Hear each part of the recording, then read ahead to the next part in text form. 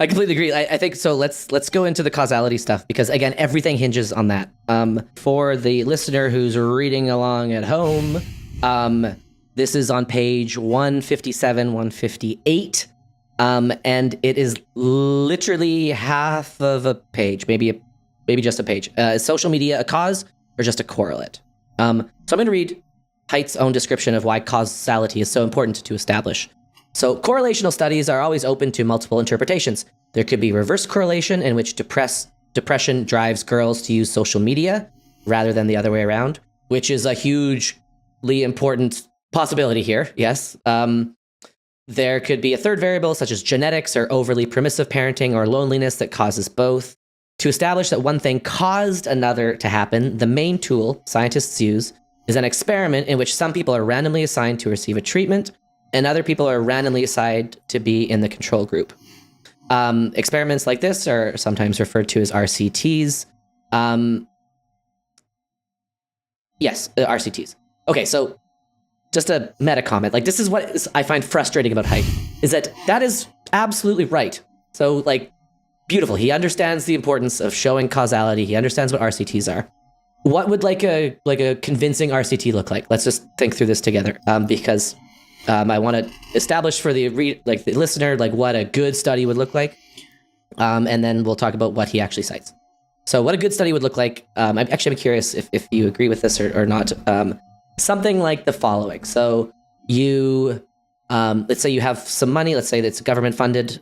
We could talk about realistic constraints with academia later, but let's say it's government funded, and let's say you randomly reach out to 30,000 people in the United States, and you say to them, okay, we want to do a study, and what we're going to do is we're going to give you some money, or we're going to incentivize you in some way, and we want you to deactivate entirely your social media accounts. So Facebook, Instagram, Twitter, all of them. We want you to deactivate all of them, let's say for 6 months. And we're going to follow you through, let's say, a year or a year and a half, 2 years. And we're going to check in weekly and look at various measures of mental health. So that study, as described, would be not blinded.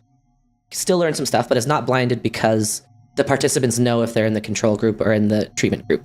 They know, and they know what the point of the study is. So one way you might try to single blind the study would be to give the participants some sort of story. Let's say that the story is we're trying to study the effect of smartphones or going outside more. So you give them some sort of fake thing because you don't want them to know what the research question is. That'd be single blind. And then a double blind study would be you do that. And then as well, you take the people who are analyzing the data and they don't know which the control group is and which the treatment group is.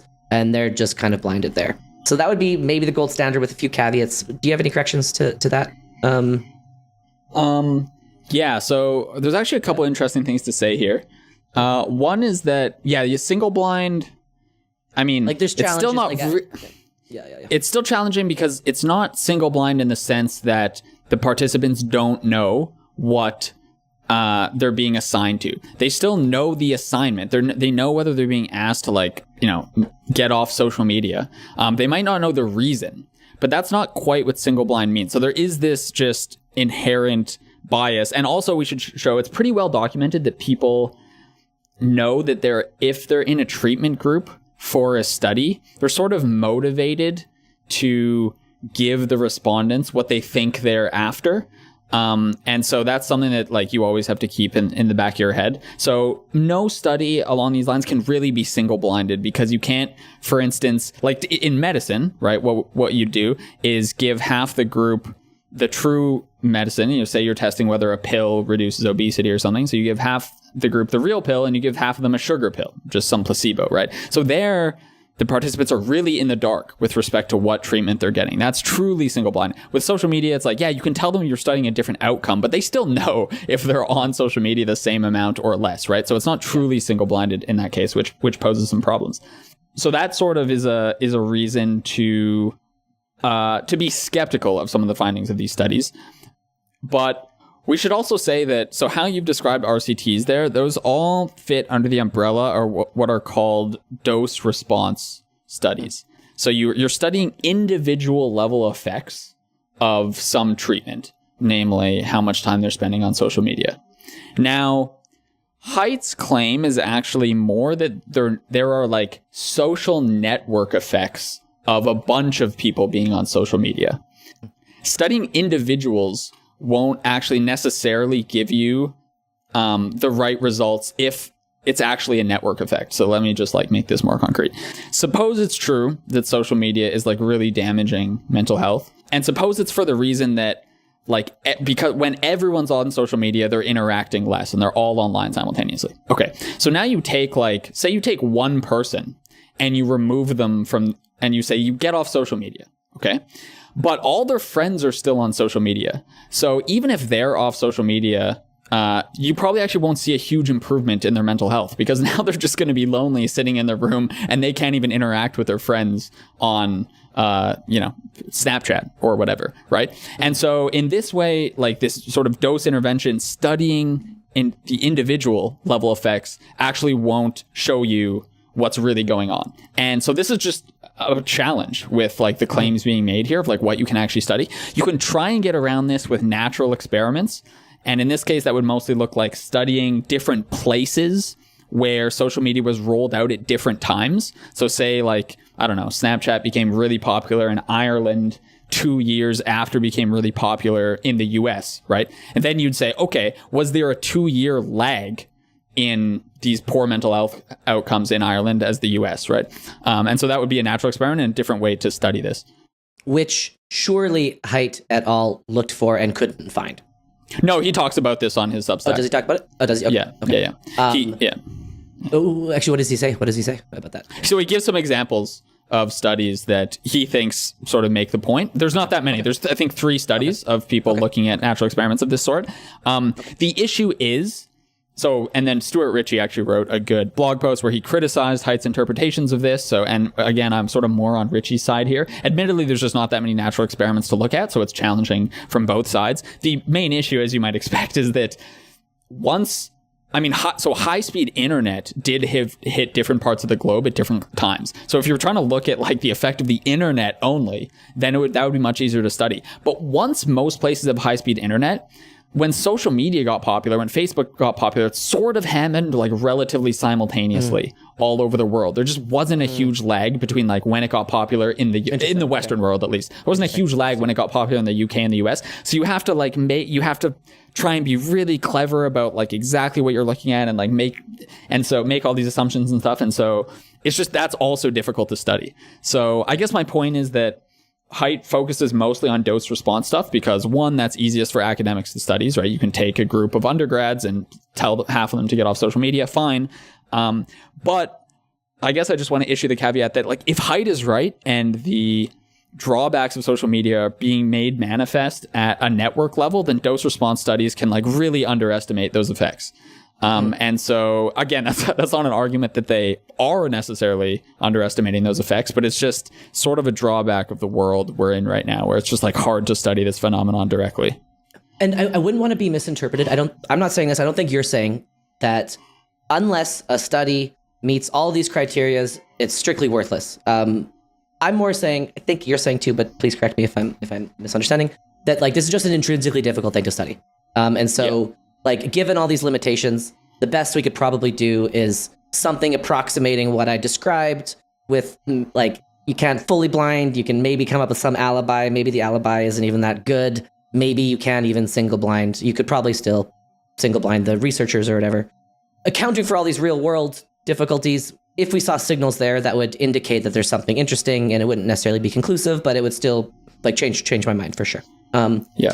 So just to kind of summarize what I would consider to be like a reasonable gold standard, given the limitations of the difficult thing that we're trying to study, is some sort of like 6 to 12 month longitudinal study, fully deactivating all social media accounts, random sampling across the United States, and a sample size of, I don't know, north of like 2,000, 3,000-ish, like I'm not trying to be crazy, like you have to have a $20 million budget, but that would be like a study that I would take seriously. Would you agree roughly with that?